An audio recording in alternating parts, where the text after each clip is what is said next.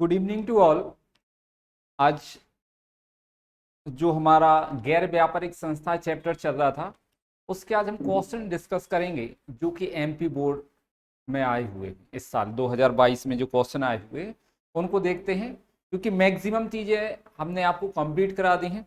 एक लास्ट और आपको कंप्लीट करा दें, जिस तरीके के पेपर क्वेश्चन में मतलब पेपर में क्वेश्चन आए हैं वो और आपके लिए बता दिए जाएं। फिर आप आगे चलते हैं अगले चैप्टर की ओर। तो देखेंगे,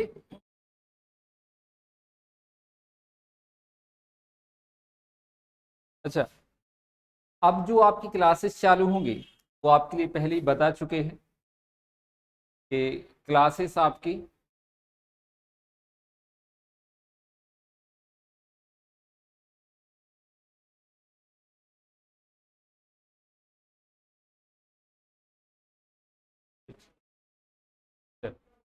देखें, तो क्लासेस जो होंगी वो आपकी अब 100 रुपीज पर मंथ के हिसाब से पेड क्लासेस हैं, जो कि आपको Amit commerce coaching mobile app पर मिलेगी। और वो मोबाइल ऐप जब आप प्ले स्टोर पर डाउनलोड करेंगे, है ना, अमित कॉमर्स कोचिंग लिखेंगे, तो वहां पर ये वाला साइन सिंबल लोगो आएगा ऐप पर। आप वहां से इसको डाउनलोड करके फिर क्लासेस देख सकते हैं। तो यहाँ पर हम देखेंगे, आज पहले डिस्कस कर लें गैर व्यापारिक संस्थाओं के कौन कौन से क्वेश्चन इस साल 2022 में आए हुए। ठीक है, उन क्वेश्चनों को अपन देख लेते हैं पहले, फिर आगे चलते हैं। तो देखिए, यहाँ पर सबसे पहला एक क्वेश्चन दिया हुआ है। एक तो आपको प्रैक्टिकल क्वेश्चन दिया था, और एक प्रैक्टिकल क्वेश्चन आपका 3 मार्क्स का है। कितने मार्क्स का आया है? एक ही क्वेश्चन आया है 2022 में 3 नंबर का। तो क्या क्वेश्चन आया, देखिए आप, निम्न सूचनाओं के आधार पर 31 दिसंबर 2018 को डीबी क्लब का प्राप्ति भुगतान खाता बनाइए। मतलब उन्हें आय व्यय खाता भी नहीं दिया, आपके लिए क्या दे दिया, प्राप्ति भुगतान खाता। लेकिन अपन ये सब चीजें करेंगे, है ना, कर चुके हैं, कंप्लीट कर चुके हैं। यहां पर अपन देखते हैं प्राप्ति भुगतान खाता बनाकर। तो यहां हम सबसे पहले क्या करेंगे, एक प्रारूप बना लेंगे प्राप्ति भुगतान का।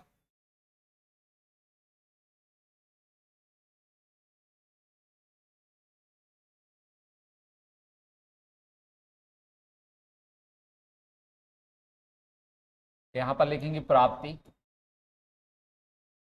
आपको पता है कि जो प्राप्ति भुगतान खाता बनाते हैं उसके लेफ्ट हैंड साइड का क्या कहलाता है, डेबिट, और राइट हैंड साइड वाला क्या कहलाता है, डेबिट पक्ष को अपन क्या बोलेंगे, प्राप्ति। राइट हैंड साइड क्रेडिट पक्ष को हम बोलेंगे भुगतान। ये सब आपको हम कंप्लीट करा चुके हैं। ये आपका राशि का कॉलम, यहां पर भी राशि हेडिंग में डाल देंगे प्राप्ति एवं भुगतान खाता।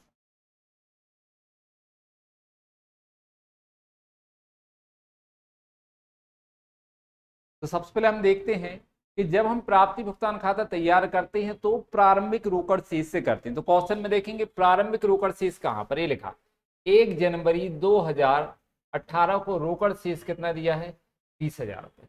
तो कहां लिखेंगे हम, प्राप्ति पक्ष में, यहां लिखेंगे प्रारंभिक शेष।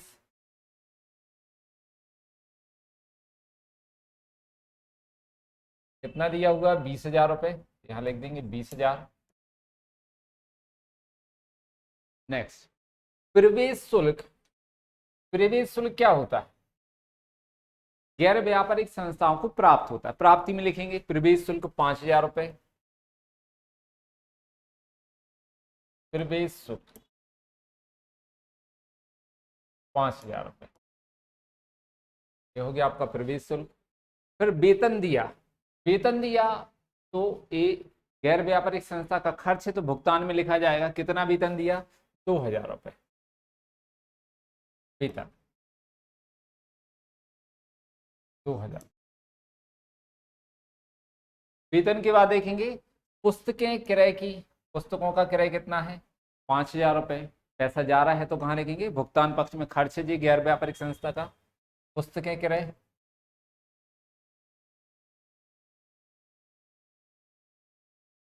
5,000 रुपए।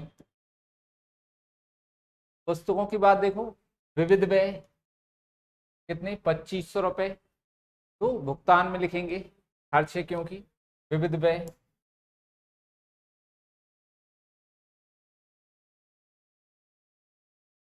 2500 रुपये।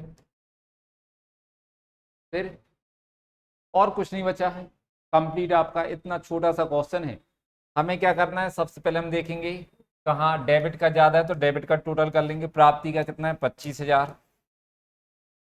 इस 25,000 में से भुगतान पक्ष की टोटल करके हम पूरी मदे माइनस कर देंगे। तो कितना टोटल आ जाएगा यहाँ पर, 9,500, है ना। खर्च कितने होगा, 9,500, माइनस कर दो यहाँ पर 0,0,5, 15,500 रुपये क्या बचा आपका, ये शेष, अंतिम शेष। तो यहां लिख देंगे भुगतान पक्ष में अंतिम शेष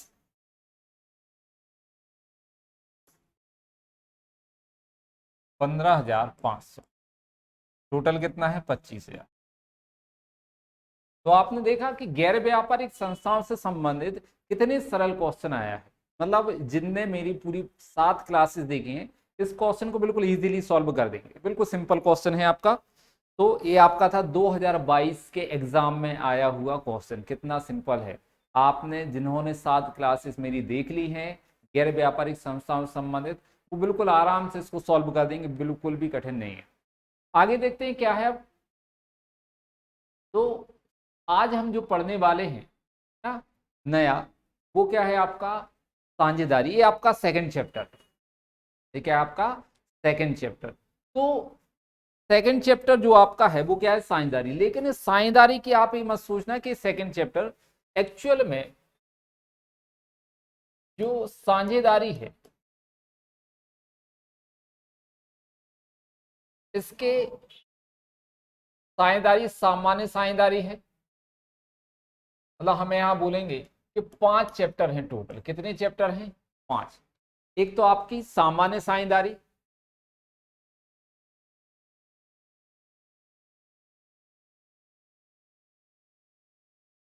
दूसरा साझेदारी का पुनर्गठन,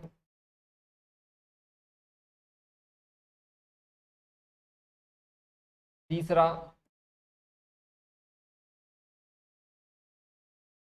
नए साझेदार का प्रवेश,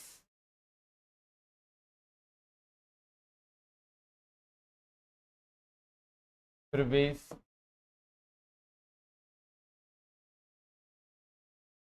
साझेदार का अवकाश ग्रहण,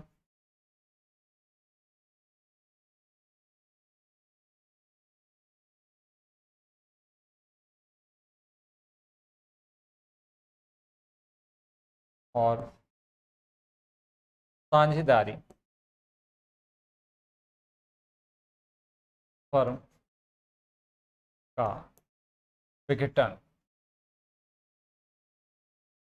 तो आज जो हम चैप्टर चालू करने वाले हैं बहुत महत्वपूर्ण चैप्टर है, क्योंकि यदि आप देखेंगे तो नाम सिर्फ एक ही है साझेदारी चैप्टर का, लेकिन इसके अंदर 5 चैप्टर दिए हुए। इसके अंदर मीन साझेदारी के 5 चैप्टर हैं।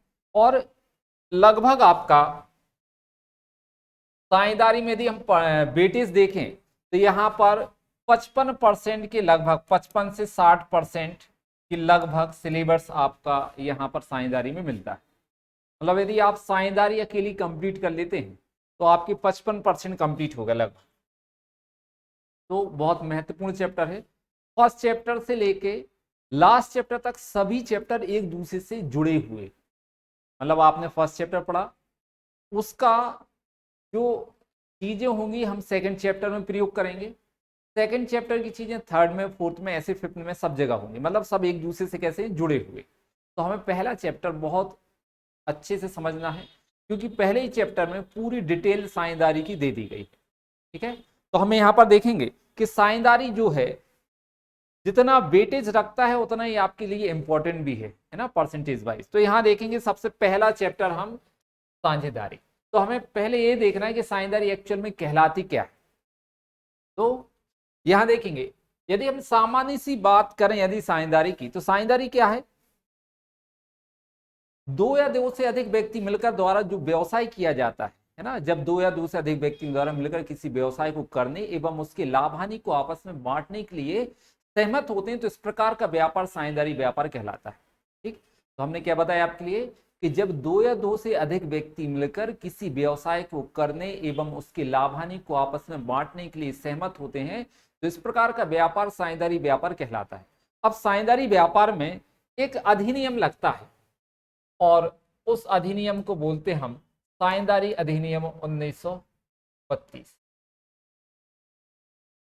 क्या आ जाएगा? साझेदारी अधिनियम, भारतीय साझेदारी अधिनियम 1932, है ना। उसके अनुसार साझेदारी के हम सभी थ्योरी, नियम, कानून देखते हैं। तो ये चीज आपको ध्यान रखना है कि क्या है। अब देखो यहां पर क्या है, साझेदारी लेखांकन।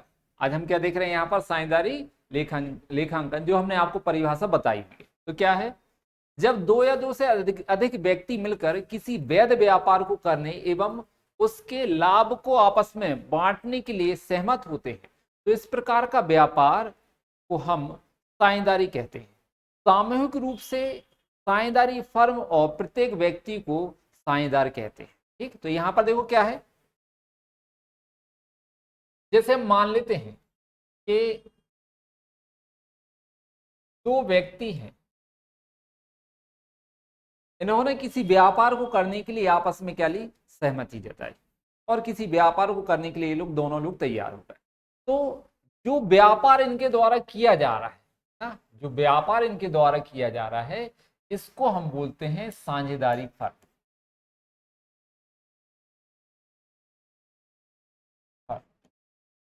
ठीक है, इन व्यक्तियों द्वारा जो व्यापार किया जा रहा है, उस व्यापार को हम क्या बोलेंगे? साझेदारी फर्म कहेंगे। और इनमें से प्रत्येक व्यक्ति को हम साझेदार कहते हैं।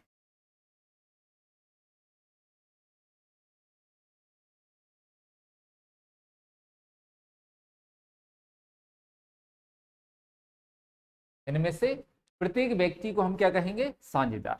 और इनके द्वारा जो व्यापार किया जाएगा उसको हम क्या बोलेंगे? साझेदारी कहेंगे। तो इसी के आधार पे आपको यहाँ पर परिभाषा दी हुई है। ठीक, जो अपन ने अभी की हुई है परिभाषा, कि जब दो या दो से अधिक व्यक्ति मिलकर किसी वैध व्यापार को करने। अच्छा, वैध व्यापार क्यों लिखा है ये भी ध्यान रखना, है ना। वैध व्यापार, जैसे इन दोनों ने, मान लेते हैं कि जो व्यापार है, यदि वो अफीम,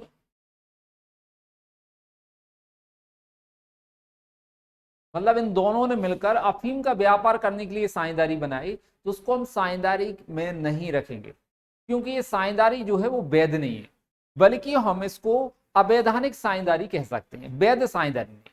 हम यहाँ पर जो पढ़ रहे हैं वो वैध साझेदारी की बात करेंगे। ठीक है, हम जो यहाँ पर अपने चैप्टर में पढ़ रहे हैं वो वैध साझेदारी की बात होगी। तो इसीलिए यहाँ पर थ्योरी में लिखा हुआ है कि कौन सा? वैध व्यापार करने को एवं उसके लाभ को आपस में बांटने के लिए सहमत होते हैं, तो इस प्रकार के व्यापार को हम साझेदारी व्यापार कहते हैं। और सामूहिक रूप से साझेदारी फर्म, मतलब वो जो व्यापार है उस पूरे व्यापार को, साझेदारों के पूरे व्यापार को अपन क्या बोलेंगे? साझेदारी फर्म। और प्रत्येक व्यक्ति को हम क्या कहेंगे? साझेदार कहेंगे। प्रत्येक व्यक्ति क्या कहलाता है? साझेदार कहलाता है। तो आगे देखते हैं आगे क्या अपने पास। अब जैसे ये है, ये हमने आपके लिए बताया, देखो ये दो व्यक्ति हैं, आपस में मिल रहे हैं और ये लोग क्या कर रहे हैं? एग्रीमेंट, इनके बीच में एक एग्रीमेंट है कि हम आज से कोई व्यापार करने के लिए एग्री। अब दोनों लोगों ने कुछ पैसे लगाए, भाई पैसा लगाएंगे तभी तो साझेदारी होगी। मतलब ये पैसा लगाया है जो, तो दो लोगों ने मिलकर किसी व्यवसाय के लिए लगाया, और क्या करेंगे? इससे प्रॉफिट, पैसा लगाया, व्यापार किया, उससे जो भी प्रॉफिट होगा वो आपस में क्या करेंगे? डिस्ट्रीब्यूट करेंगे। तो जब दो या दो से अधिक व्यक्ति मिलकर किसी व्यवसाय को करते हैं, तो उस व्यवसाय के लिए अपन क्या बोलते हैं? साझेदारी फर्म कहते हैं। और वो व्यक्ति क्या कहलाते हैं? साझेदार। यहां पर ये क्या है? साझेदार है। ठीक है, ये व्यापार का एग्रीमेंट कर रहे हैं। ठीक है, इन लोगों ने हाथ मिला लिया किसी व्यवसाय को करने के लिए, ये भी क्या है? साझेदार है।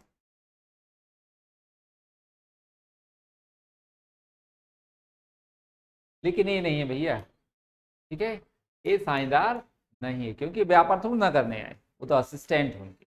तो आप क्या देखेंगे कि जो दो व्यक्ति आपस में हाथ मिला रहे हैं किसी व्यवसाय को करने के लिए, तो ये लोग साझेदार है ना, ये तीसरा व्यक्ति साझेदार नहीं, वो उसके असिस्टेंट है। और इस व्यापार को करने के लिए इन लोगों ने क्या लगाया है, पैसा, और जो भी पैसा व्यापार में लगाया उस व्यापारिक क्रियाओं से जो भी लाभ होगा उसको आपस में क्या करेंगे लोग, दोनों लोग बांट लेंगे, दोनों लोग क्या करेंगे, इसको बांट लेंगे। चल, तो आगे देखते हैं अपन क्या है। देखो ये भी ग्रुप में, तो यहां पर आप देखोगे कि कम से कम दो व्यक्ति होना जरूरी, एक दो। साझेदारी की कुछ विशेषता है कि कम से कम कितने व्यक्ति होना चाहिए, दो। दो से कम नहीं हो सकते, लेकिन दो से ज्यादा हो सकते। कितने ज्यादा हो सकते हैं उसके लिए भी अपन पढ़ेंगे, 20 हो सकते हैं, 10 हो सकते हैं, 100 हो सकते हैं, 50, कितने भी, तो उसके लिए अपन आगे देखते हैं। देखो ये सब मिलकर किसी व्यवसाय करने के लिए एग्रीमेंट बना रहे हैं, तैयार हो रहे हैं, सहमति जता रहे हैं, तो ये भी इनका क्या है, साझेदारी व्यवसाय करने के लिए अपनी प्लानिंग कर रहे हैं। यदि ये सब सहमत हो जाते हैं तो ये क्या कहलाएगा, इनका साझेदारी व्यापार कहलाएगा। और एक एक व्यक्ति को हम क्या कहेंगे, यहां पर साझेदार कहेंगे।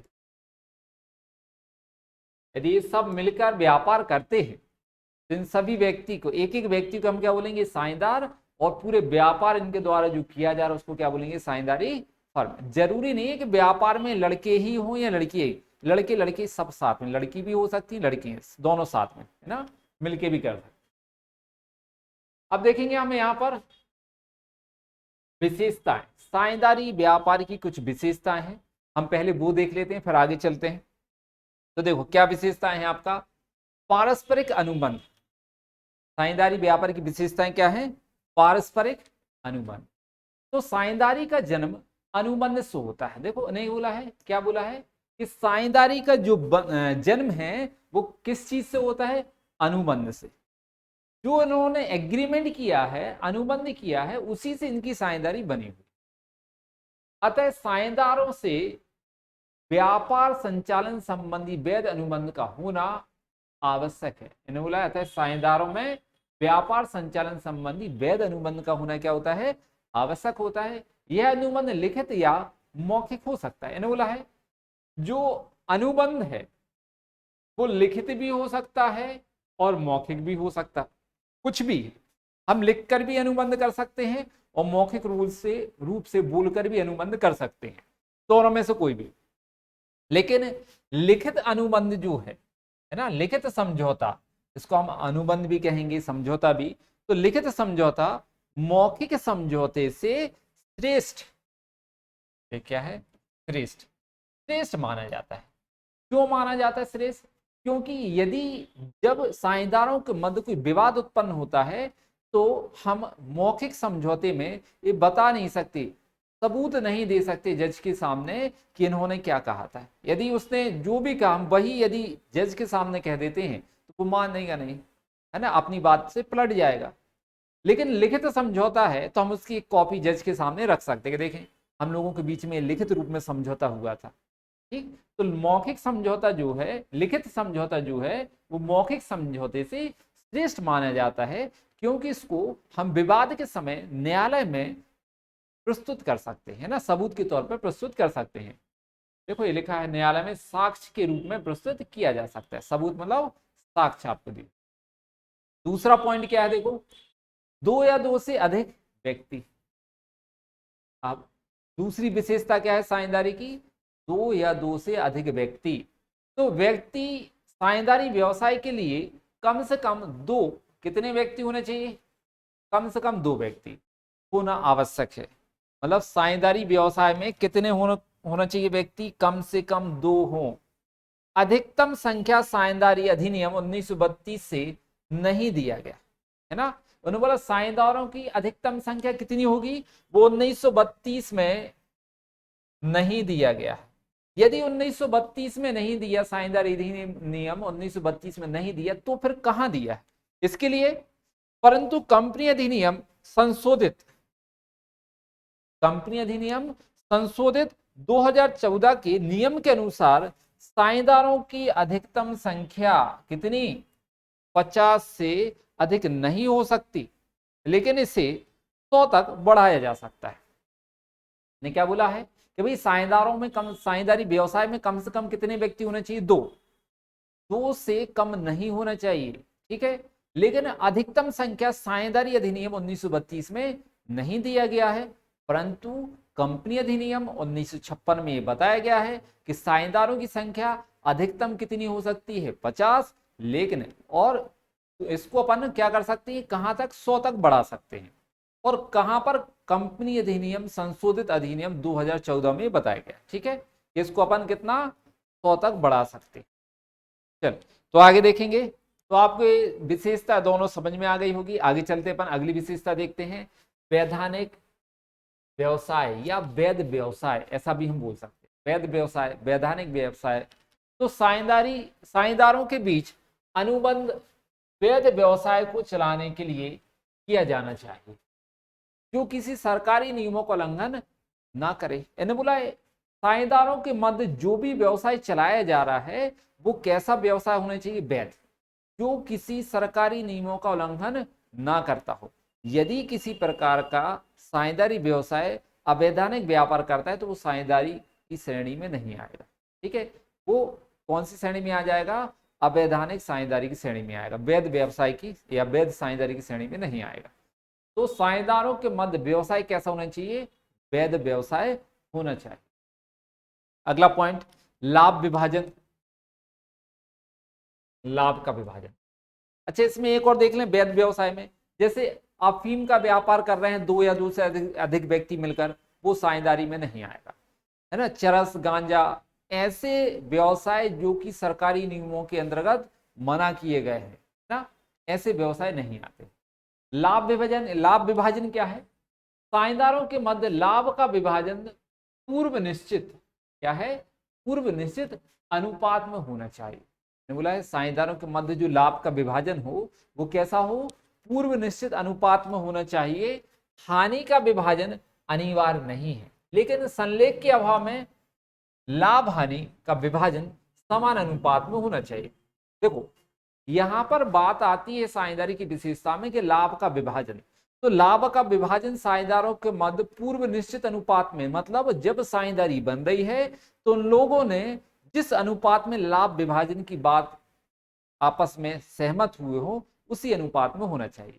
जैसे कि इन्होंने 2 व्यक्तियों ने कहा कि हम लाभ का विभाजन 3:2 में करेंगे, तो यह है पूर्व निश्चित। जब साझेदारी बनी तभी उन्होंने ये निश्चित कर लिया था कि लाभ को 3:2 में बांटेंगे, तो ये कहलाता पूर्व निश्चित अनुपात में होना चाहिए। लेकिन हानि के विभाजन के संबंध में देखा ना, हानि का विभाजन करना अनिवार्य नहीं है। लाभ का कर सकते हैं लेकिन हानि का करना अनिवार्य नहीं है। और संलेख के अभाव में, मतलब यदि साझेदारी संलेख नहीं बना है, अब संलेख क्या कहलाता है वो हम आपको थोड़ी देर बाद बताएंगे, ठीक है, आगे थ्योरी में। तो साझेदारी संलेख के अभाव में लाभ हानि दोनों का विभाजन समान अनुपात में होगा। किस अनुपात में होगा? समान, बराबर बराबर। जितने भी साझेदार हैं सबके मध्य लाभ हानि बराबर बराबर बांटी जाएगी। अगला पॉइंट आता है आपका असीमित उत्तरदायित्व, विशेषता है ये भी क्या है आपकी? असीमित उत्तरदायित्व साझेदारी विशेषता है। अब असीमित उत्तरदायित्व में क्या है? साझेदारी फर्म से प्रत्येक साझेदार का असीमित उत्तरदायित्व है ना, यहां लिखेंगे अपन साझेदारी फर्म में, साझेदारी फर्म में प्रत्येक साझेदार का असीमित उत्तरदायित्व होता है। उसे अपने हिस्से की हानि की पूर्ति निजी संपत्तियों को बेचकर भी पूरा करना होता है। मैंने बोला हुआ है कि देखो साझेदारों की जो उत्तरदायित्व है वो कैसा होता है? असीमित। कहने का मतलब ये है कि मान लो 2 साझेदार हैं, ठीक है, और लाभ हानि कैसी बांटते हैं? बराबर बराबर। यहां मान लेते हैं कि 10,000 रुपए की हानि हो गई पहले वर्ष, 10,000 की क्या हो गई? हानि। तो अब 10,000 की हानि हुई तो दोनों आपस में कैसे बांटेंगे? बराबर बराबर। तो 5,000 इसको लेके आना पड़ेगा और 5,000 इसको लेके आना पड़ेगा। मान लेते इनके नाम क्या है? ए और बी। तो 5,000 ए को लेके आना पड़ेगा, है ना। 5,000 किसको लेके आना पड़ेगा? ए को। 5,000 किसको लेके आना पड़ेगा? बी को। तो यदि बी के पास संपत्ति नहीं है। किसके पास संपत्ति नहीं है? बी के पास यहाँ पैसा नहीं है, ठीक है, कि वो 5,000 दे नगद। तो बी को अपने हिस्से की हानि की पूर्ति, मतलब 5,000 रुपए की पूर्ति अपनी निजी संपत्ति बेचकर भी करना पड़ता है। इसलिए साझेदारी में प्रत्येक साझेदार का दायित्व जो होता है वो कैसा होता है? असीमित होता, क्योंकि उनको पता नहीं होता है कि हमें कितना पैसा देना पड़ेगा, ठीक है, असीमित। आगे देखते हैं अपन नेक्स्ट। अब बात आती है साझेदारी संलेख की, है ना, जो चीज हम देख रहे थे अभी थोड़ी देर पहले हमने यहाँ पर बताया था कि हम आगे बताएंगे साझेदारी संलेख क्या कहलाता है। तो हम देखेंगे यहाँ पर साझेदारी संलेख। साझेदारी संलेख क्या होता है? तो यहाँ पर साझेदारों के मध्य व्यवसाय संचालन हेतु जो समझौता होता है, जिसमें साझेदारों के कार्य दायित्व का वर्णन किया जाता है, उसे साझेदारी संलेख कहते हैं। इन्हें बोला है कि साझेदारों के मध्य व्यवसाय संचालन हेतु जो समझौता होता है, जिसमें साझेदारों के कार्यों एवं दायित्वों का वर्णन किया जाता है, उस समझौते को ही हम साझेदारी संलेख कहते हैं। ठीक, उसे क्या बोलते हैं? साझेदारी संलेख। और ये साझेदारी संलेख जो है, साझेदारी संलेख बनाना अनिवार्य नहीं है। अनिवार्य नहीं मतलब ऐच्छिक है। आप चाहें तो इसको बनाएं और चाहे तो ना बनाएं। तो साझेदारी संलेख बनाना कैसा है? अनिवार्य नहीं है, ऐच्छिक है। आप चाहे तो इसको बनाओ, चाहे तो ना बनाओ, कोई जबरदस्ती नहीं है, ठीक है, किसी भी कानून का। तो यहां पर देखेंगे यह कैसा होता है? ऐच्छिक होता है। यह लिखित या मौखिक हो सकता है, मतलब इन्होंने बोला ये लिखित भी हो सकता है या मौखिक, कैसे भी। आप बोलकर संलेख कर लें, ऐसा भी बोल सकते हैं भाई किसी सामने वाले व्यक्ति से, एक काम करेंगे हम दोनों मिलकर किसी कपड़े का व्यापार करते हैं, कोई भी कपड़ों का व्यापार, और जो भी प्रॉफिट होगा आधा आप ले लेना, आधा हम ले लेंगे। दुकान पर 4 घंटे आप बैठोगे, 4 घंटे हम बैठेंगे, या 5 घंटे हम बैठेंगे, 4 घंटे आप बैठ लेना। इस तरीके के हम बोलकर भी अनुबंध कर सकते हैं। यही अनुबंध और जो हमारे बीच में समझौता हुआ है, इसी को हम साझेदारी संलेख कहते हैं। तो जो हमने बोलकर किया है वो क्या कहलाता है? आपका मौखिक कहलाता है। और यही यदि बातें हम कागज पर लिख लेते हैं तो इसको हम क्या बोलते हैं? लिखित समझौता कहते हैं।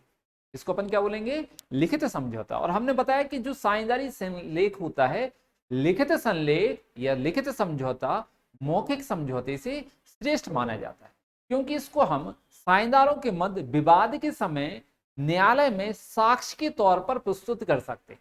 इसलिए लिखित समझौता जो है वो मौखिक समझौते से क्या माना जाता है? श्रेष्ठ। देखो ये लिखा हुआ है, लिखित संलेख मौखिक संलेख से श्रेष्ठ माना जाता है। क्या माना जाता है? आशा करते हैं ये बात आपको अच्छे से समझ में आ गई होगी, है ना, क्या है। चलो आगे बढ़ते हैं। अब देखते हैं हम साझेदारी संलेख की आवश्यकता। ठीक है, साझेदारी संलेख बनाने की आवश्यकता क्यों पड़ी, है ना, या क्यों बनाया जाता है, ऐसा भी अपन बोल सकते हैं। तो साझेदारी संलेख की आवश्यकता नंबर 1 क्या है? पहला, साझेदारों के आपसी मतभेद के निपटाने हेतु। मतलब साझेदारी संलेख अपन इसलिए बनाते हैं, यदि साझेदारों के मध्य किसी प्रकार का कोई आपसी विवाद हो जाता है, मतभेद हो जाता है, तो उसको निपटाने के लिए हम साझेदारी संलेख का उपयोग करते हैं, है ना। यदि कोई साझेदार बोलने लगे आपसे कि नहीं भाई हम 3:5 में हमने बोला था लाभ हानि बांटेंगे, ठीक, लेकिन यदि साझेदारी संलेख आपका लिखित है तो उसमें लिखा होगा कि 3:2 में बांटना है, तो हम संलेख देख लेंगे, उनको बता देंगे देखो ये लिखा हुआ 3:2, तो विवाद निपट जाएगा। और यदि मान लो साझेदारी संलेख मौखिक हुआ तो वो विवाद ही बना रहेगा, क्योंकि 3:5 वो कह रहा है, जबकि उसने पहले कितना बोला था? 3:2। इसीलिए साझेदारी समझौता जो है लिखित अच्छा होता है, ठीक है। तो क्या है? साझेदारों के मध्य आपसी मतभेदों को निपटाने हेतु हम साझेदारी संलेख बनाते हैं, ठीक है। और लिखित प्रत्येक साझेदार के अधिकार कर्तव्य की सीमा निर्धारित करने हेतु हम साझेदारी संलेख क्यों बनाते हैं? हम इसलिए बनाते हैं कि प्रत्येक साझेदार की अधिकार क्या है, कर्तव्य क्या है, उनकी सीमाओं का निर्धारण करने के लिए हम साझेदारी संलेख तैयार करते हैं। ये आपके सब थ्योरी के क्वेश्चन है, जितना भी अभी हम बता रहे हैं आपके लिए, और बहुत इंपॉर्टेंट है। आपके फर्स्ट चैप्टर में से थ्योरी के 100% आपको तिमाही, छमाही और वार्षिक हमेशा क्वेश्चन आते, ठीक है, जिसमें से साझेदारी संलेख सबसे महत्वपूर्ण है, साझेदारों की विशेषता और साझेदारी संलेख के अभाव में लागू होने वाले नियम। ये 3 क्वेश्चन आपके महत्वपूर्ण है, हमेशा आपको देखने के लिए मिलेंगे, है ना। आप पिछले साल का भी पेपर उठा के देख सकते हैं, उसके पहले के भी पेपर उठा के देख सकते हैं। अब देखेंगे आगे क्या है। इससे फर्म के कार्य संचालन में सुगमता आती है। मैंने बोला है कि साझेदारी संलेख बनाने की आवश्यकता क्यों पड़ी, क्योंकि इससे क्या होता, फर्म के कार्य संचालन में क्या आती है, सुगमता आती, मतलब आसानी होती, हम आसानी से व्यापार को संचालित कर सकते हैं, इसलिए साझेदारी संलेख बनाने की आवश्यकता हुई। आगे देखेंगे अगला। अब साझेदारी संलेख की मुख्य बातें, मतलब हम साझेदारी संलेख में क्या लिखते हैं, मुख्य बातें क्या है। वैसे तो आपकी पुस्तकों में 28-29 बातें दी गई, लेकिन यहां पर कुछ मुख्य या महत्वपूर्ण बातों को हम यहां पर बताएंगे। आपको पेपर हॉल में 5-7 बातें लिखना होती, ठीक है, हम यहां पर आपको महत्वपूर्ण बातें सब समझा देते हैं। तो देखेंगे आप यहां पर पहला दिया हुआ है फर्म का नाम, ठीक है, मतलब साझेदारी संलेख जब हम बनाते हैं तो संलेख में होता क्या है, तो पहला पॉइंट दिया हुआ फर्म का नाम। तो साझेदारी अपनी फर्म का नाम अपनी इच्छा अनुसार रख सकते हैं। मैंने बोला है फर्म का नाम क्या होगा, साझेदारी अपनी फर्म का नाम अपनी इच्छा अनुसार रख सकते हैं, लेकिन एक बात महत्वपूर्ण होती, क्या, लेकिन वह किसी अन्य प्रांतीय या केंद्रीय फर्म से मिलता जुलता ना हो, और ना ही किसी व्यक्ति के मन में फर्म के नाम के संबंध में भ्रम पैदा। मैंने बोला है कि वो जो भी आप नाम रखें वो किसी भी प्रांतीय या केंद्रीय फर्म के नाम से मिलता जुलता ना हो, और ना ही किसी व्यक्ति के मन में भ्रांति पैदा हो। अब भ्रांति पैदा हो इसका मतलब वो आपने क्या रख दिया, मान लो रिलायंस साझेदारी रख ली, क्या रख लिया, रिलायंस एबीसी फर्म रख लिया, ऐसा मान लो रिलायंस एबीसी फर्म। अब जो रिलायंस वर्ड जुड़ा हुआ, आदमी क्या सोचेंगे कि रिलायंस वही रिलायंस कंपनी है ना, जो दुनिया भर में फेमस है, ऐसा मन में उनके मन में डाउट जा सकता है। तो उन्होंने यही कहा है कि किसी व्यक्ति के मन में फर्म के नाम के संबंध में कोई भ्रम पैदा ना हो, ठीक है, इस तरीके का नाम नहीं होना चाहिए, ठीक है।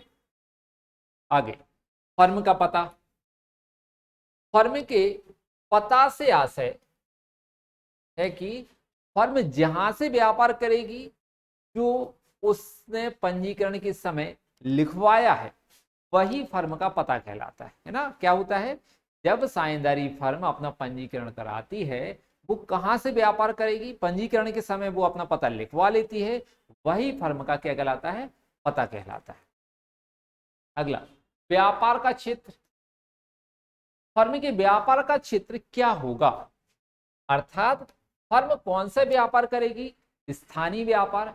स्थानीय व्यापार जैसे आप लोगों ने मैनेजमेंट में पढ़ा होगा 11वीं क्लास में, शीघ्र नष्ट होने वाली वस्तुओं का व्यापार स्थानीय व्यापार होता है।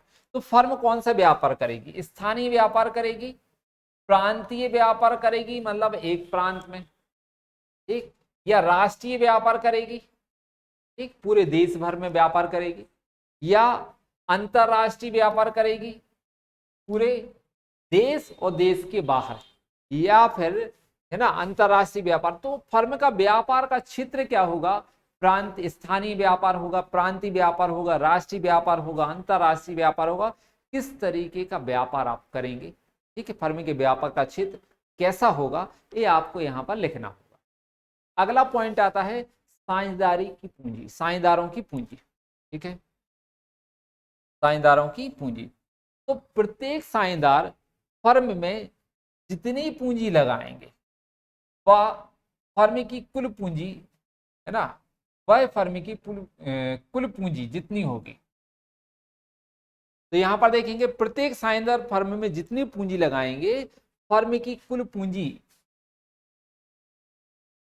यहां पर लिखेंगे कितनी होगी, ठीक है। हमें ये बताना पड़ता है साझेदारी संलेख में फर्म साझेदारों की पूंजी की, मतलब प्रत्येक साझेदार फर्म में कितना पैसा लगाने वाले हैं। ठीक। दूसरा, फर्म की कुल पूंजी कितनी होगी। ये दोनों चीजें हमें साझेदारों की पूंजी के पॉइंट के अंतर्गत बताना होगी कि एक साझेदार कितना पैसा दे रहा है। ठीक। जैसे मान लेते हैं कि एक साझेदार कितना पैसा दे रहा है, 10,000 रुपए, और 3 साझेदार, तो पूंजी कितनी हो गई, 30,000। ठीक है। अगला पॉइंट, पूंजी पर ब्याज। साझेदारों को पूंजी पर ब्याज दिया जाना है।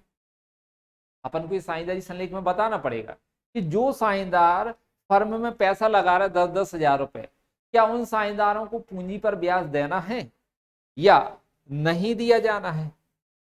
ठीक, देना है या नहीं। यदि दिया जाना है तो किस दर से, कितने परसेंट देंगे हम, 10%, 15%, 20%, किस दर से ब्याज देंगे ये भी लिखा जाएगा। पहली बात तो ये लिखेंगे कि क्या साझेदारों को पूंजी पर ब्याज देना है, यदि देना है तो कितने परसेंट। ठीक, देना है कि नहीं पहले वो, नहीं तो कोई बात नहीं, खत्म। और यदि देना है तो कितने प्रतिशत की दर से ब्याज दिया जाना है वो आपको लिखना होगा।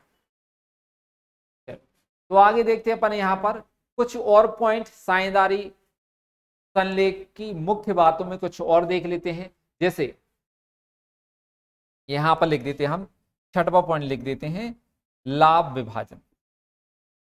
लाभ विभाजन या लाभ हानि का विभाजन।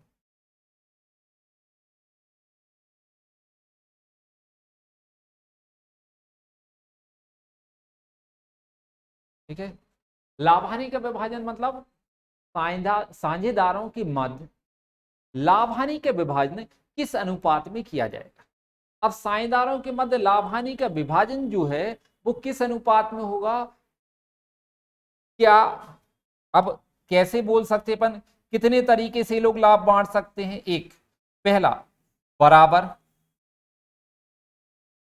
है ना, बराबर बराबर बांट सकते हैं। ठीक है। दूसरा, पूंजी अनुपात में।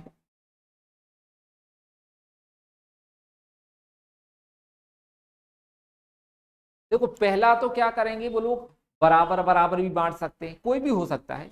दूसरा, पूंजी अनुपात में। पूंजी अनुपात मतलब यदि किसी व्यक्ति ने 10,000 लगाए, किसी ने 20, किसी ने 50, कोई ज्यादा लगा रहा कोई कम, तो इसलिए पूंजी अनुपात निकाल लेते हैं। जिसकी पूंजी ज्यादा होगी उसको लाभ भी ज्यादा मिलेगा। तो वो लोग कौन सा अनुपात ले लेते हैं फिर, पूंजी अनुपात ना। तीसरा पॉइंट क्या आता है,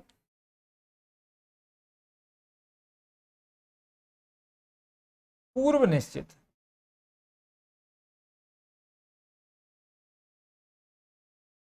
अनुपात।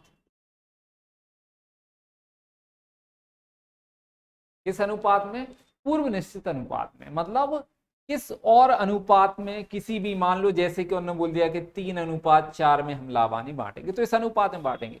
तो इनमें से किसी भी तरीके से वो लोग क्या कर सकते हैं, लाभ हानि का विभाजन कर सकते हैं। अब आता अगला पॉइंट और लिख देते हैं हम, यहां पर लिख देते 7, आहरण। ठीक है। आहरण भी साझेदारी संलेख की मुख्य बातों ही में है। आहरण हमने बताया ना, 5 तो हमने आपको वहां लिख कर दे दिए, डिटेल समझा दी, पॉइंट भी लिखे हैं। आगे कुछ और महत्वपूर्ण पॉइंटों पर हम डिस्कशन कर लेते हैं, आपको बता देते हैं कि क्या है। तो यहां पर हमने क्या दिया, अगला पॉइंट क्या उसका, साझेदारी संलेख की मुख्य बातों में आहरण। आहरण क्या है, आहरण कहलाता क्या है, आपने 11वीं क्लास में पढ़ के आए होंगे आहरण क्या कहलाता है।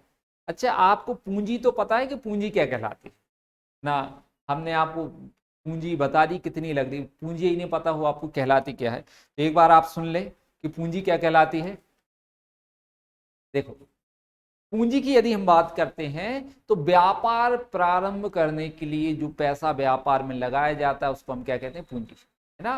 मतलब व्यापार शुरू करने के लिए जो रोकड़, माल और संपत्ति व्यापार में लगाई जाती है उन सब का योग पूंजी कहलाती है। ठीक है। अब ऐसे ही हम क्या देखते हैं, आहरण। आहरण क्या कहलाता है, तो व्यापारी द्वारा अपने निजी प्रयोग हेतु जब व्यापार से रोकड़ या माल निकाला जाता है तो उसको हम क्या कहते हैं, आहरण।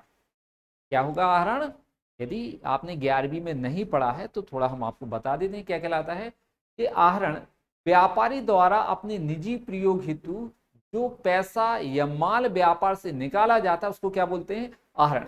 जैसे कि किसी व्यापारी ने अपने निजी प्रयोग हेतु, मान लेते हैं उसकी आइसक्रीम की शॉप है, ठीक है, अपने वो घर के लिए, अपने मम्मी पापा के लिए, अपने बच्चों के लिए, अपनी वाइफ के लिए आइसक्रीम लेके गया घर पे, है ना, माल लेके गया, माल आइसक्रीम माल ही है। यदि वो लेके जा रहा है तो वह माल क्या कहलाना, उसके लिए आहरण कहलाना, क्योंकि उसके बदले वो कोई पैसा तो देगा नहीं क्योंकि खुद मालिक है। तो निजी प्रयोग के लिए लेके जा रहा तो उसको क्या बोलेंगे अपन, आहरण कहेंगे। और यदि वो अपने दुकान की तिजोरी से कुछ पैसा निकाल लेता है अपने निजी प्रयोग के लिए, जैसे मान लेते हैं वो कपड़ों के लिए निकालेंगे, कपड़ों के लिए, या कहीं बाहर घूमने जा रहा तो उसके लिए उसने निकाली, ये भी क्या कहलाएगा, आपका निजी खर्च कहलाएगा, और इसी को हम क्या बोलते हैं, आहरण। तो साझेदारी व्यापार में, साझेदारी संलेख में आहरण मतलब ये होता है कि क्या, क्योंकि सभी साझेदार मालिक होते हैं, तो जितने भी साझेदार वो व्यापार के मालिक हैं, मतलब व्यापार से निजी प्रयोग हेतु क्या पैसा निकाल सकते हैं।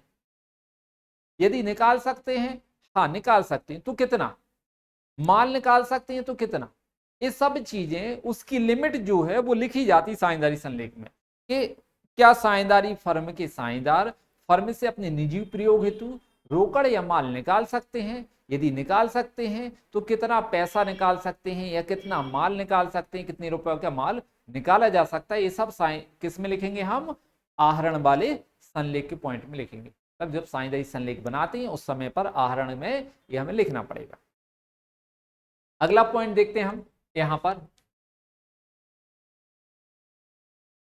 8वां,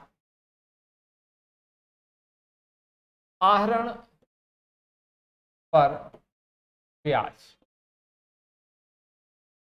ठीक, अब साझेदारी संलेख में अगला पॉइंट क्या लिखा हमने, 8वां, आहरण पर ब्याज। हमने बताया ना 29 पॉइंट दिए हैं, लेकिन पेपर हॉल में आपको लिखना कितना, 5-7 पॉइंट से ज्यादा, 7 पॉइंटों से ज्यादा कोई लिखता नहीं है, मतलब क्योंकि आपका जो क्वेश्चन है वो 5 नंबर से ज्यादा आता है, तो 29 पूरे याद करने की जरूरत नहीं है, समझ लो। उसके बाद आप कोई भी 5, हमने आपके लिए महत्वपूर्ण 5 अभी बता दिए हैं, फिर भी और जो चीजें उनको भी हम बताते जा रहे हैं। तो आहरण पर ब्याज क्या है, साझेदारों द्वारा निकाले गए निजी खर्च हेतु रोकड़ या माल पर जो कि आहरण होता है, क्या उस पर ब्याज लगाना है, यदि लगाना है तो कितने % लगाया जाएगा, यह भी साझेदारी संलेख में लिखा जाता है। अगला पॉइंट,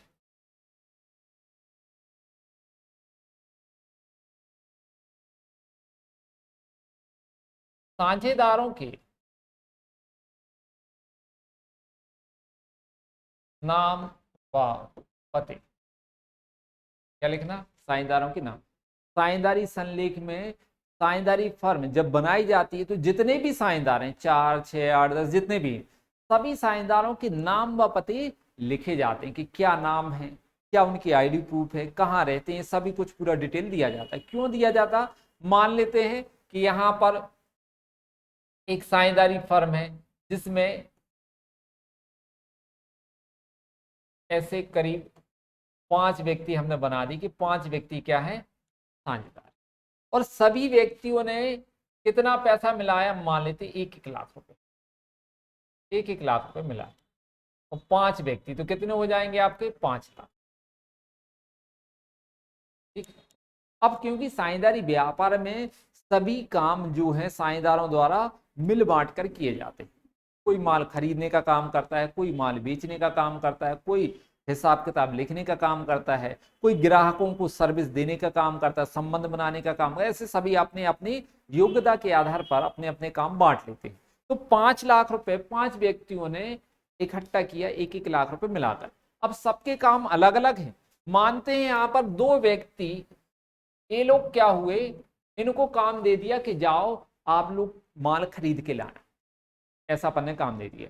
अब ये दोनों व्यक्ति क्या हुए, माल खरीदने गए, और कहाँ चले गए, कहीं अपन ने उनको भेजा, मान लेते हैं गोवा, गोवा भेज दिया, ठीक है। और ये दोनों जब माल खरीदने गए तो लौट के ही नहीं आए। अब गोवा गए कि नहीं गए, कहीं और चले गए, पैसा पूरा 5 लाख रुपए लेके चले गए, आई नहीं लौट के, तो आप कहाँ ढूंढोगे। इसीलिए साझेदारी संलेख में हम साझेदारों की क्या लिख लेते हैं, नाम और पते। नाम और पते मतलब उनकी आईडी प्रूफ वगैरह भी लगती है, ठीक है, तभी ना कुछ भी वो बता दे अपन वो कुछ भी नहीं लिखेंगे, क्या लिखेंगे, उसकी आईडी प्रूफ के अकॉर्डिंग नाम व पते इसके लिखे जाते हैं। अगला पॉइंट देखेंगे, यहां पर हम 10वां लिख देते हैं, 10वां, और इसको हम लिखते हैं पंचायती बाग। ये कौन सा पॉइंट है आपका 10वां, बहुत सारे, ये सबसे लास्ट में दिया है पंचायती बाग, ठीक है। पंचायती बाग की जो पॉइंट है वो सबसे आपके 28 29 नंबर का है। हम तो महत्वपूर्ण जो चीजें वो आपको यहाँ पर बता देते हैं, आपको लिखने के लिए पेपर में कितने आएंगे, सिर्फ 5 7, इससे ज्यादा नहीं लिखना आपको, ठीक। तो यहाँ पर कौन सा बताते हैं हम आपको, 10वां पॉइंट पंचायती बाग। अब पंचायती बाग के क्या होता है कि जब साझेदारों के मध्य विवाद उत्पन्न हो जाता है, मतभेद हो जाता है, तो उस मतभेद का निपटारा किस प्रकार से किया जाएगा, इस पंचायती वाक्य में उसका तरीका लिखा होता है कि साझेदारों के मध्य जो मतभेद हुए हैं उन मतभेदों का निपटारा कैसे किया जाना है। अब कैसे, जैसे मान लो कोई विवाद हुआ, तो क्या विवाद को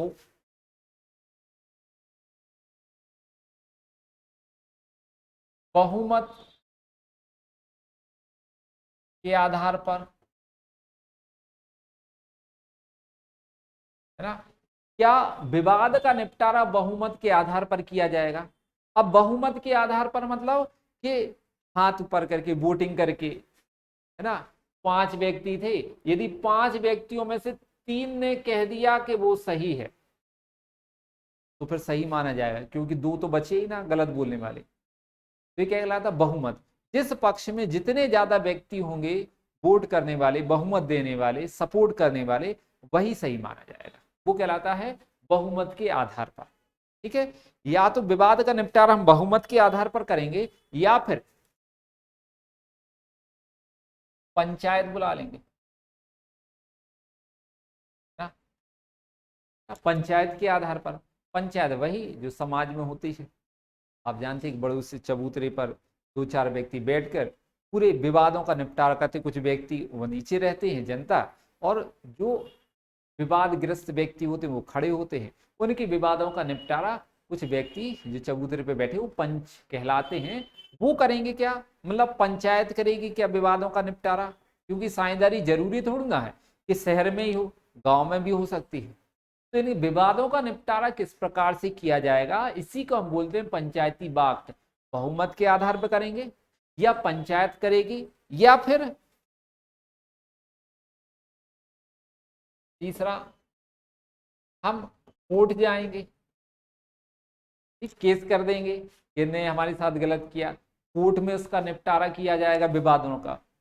तो पंचायती वाक्य में क्या बताया गया है कि साझेदारों के मध्य हुए विवादों का निपटारा किस आधार पर किया जाएगा, बहुमत के आधार पर, पंचायत के आधार पर, या कोर्ट द्वारा, ये सब लिखा जाता है, ठीक। तो ये सब थी आपकी साझेदारी संलेख की कुछ महत्वपूर्ण या मुख्य बातें। अब हम आगे देखते हैं, इसमें कुछ 2 3 वैकल्पिक क्वेश्चन हैं जो आपको इस आज की थ्योरी में मिले होंगे, ठीक। उससे संबंधित हम क्वेश्चन तो वैकल्पिक करते हैं। यहाँ पर क्या है, यहाँ पर देखेंगे 2 क्वेश्चन में। पहला, साझेदारी संलेख बनाना क्या है, अभी हमने आपको बताया, तो क्या है, अनिवार्य है क्या, ऐच्छिक है, अंशतः अनिवार्य है, या फिर अंशतः ऐच्छिक। जैसा कि हमने आपको दिया हुआ है कि साझेदारी संलेख जो है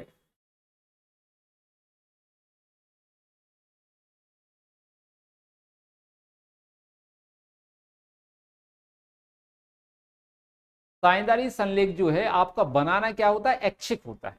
मतलब आंसर क्या आएगा आपका, ऐच्छिक। आप अपनी इच्छा से, देखिए आपका आंसर ऐच्छिक, चाहे तो आप उसको बनाओ और चाहे तो ना बनाओ, तो आंसर क्या आने वाला है आपका, ऐच्छिक है साझेदारी संलेख बनाना। दूसरा पॉइंट आपका वैकल्पिक में क्वेश्चन है, साझेदार का दायित्व होता है, तो साझेदारों का दायित्व कैसा होता है, असीमित। ये लिखा हुआ है, हमने आपके लिए बताया था ना कि साझेदारों का दायित्व यदि व्यापार में हानि 10,000 रुपये हो जाती है तो ए को भी 5,000, यदि बराबर के साझेदार हैं तो ए को भी 5,000 रुपये लेके आना पड़ेगा और बी को भी 5,000 रुपये लेके आना पड़ेगा। अब बी के पास पैसा नहीं है तो उसको अपनी निजी संपत्तियों को बेचकर भी पैसा क्या होना पड़ेगा, उसको लाना पड़ेगा। ये हमने आपको बताया था यहाँ पर, ये वाला बी को अपनी निजी संपत्तियां बेचकर ये 5,000 रुपये की पूर्ति करना पड़ेगी। ठीक, तो ये क्या कहलाता है, असीमित साझेदारों का जो दायित्व होता है वो कैसा होता है, असीमित दायित्व होता है। चलो, तो आज की क्लास हमारी यहीं पर समाप्त होती है। कल हम इसके आगे की थ्योरी और कुछ प्रैक्टिकल के सवाल भी करेंगे। Thank you, good night.